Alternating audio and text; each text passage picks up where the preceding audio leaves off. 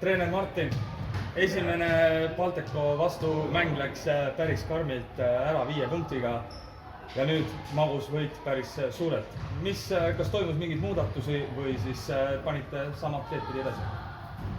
Mingeid erilisi muudatusi ei olnud, mängime oma mängu, eks. Loomulikult rääkisime kõik asjad üle, kuidas vastane mängib ja kes mida teeb, et tuntud mehed meile ja seda esimest mängu ei taha isegi meenutada, seal oli täpselt samamoodi pluss 25, kui ma õigesti mäletan ja siis läks aia taha, et nüüd kõik õnneks toimis ja täna pigem tegelesime sellega, et motiveerida mehi edasi mängima, et kui vahe on suur, siis tavaliselt nii-öelda läheb laadnaks.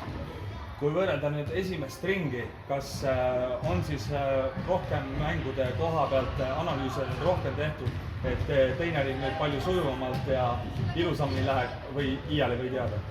No, loomulikult tehakse järeldusi esimesest ringist, et kas see suuri muudatusi toob, see näitab seda, et neil ka mõned mehed täna puudu tulid pooliku satsiga, et siis tuleb kohandusi teha.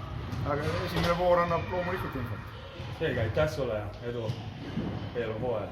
Tänud!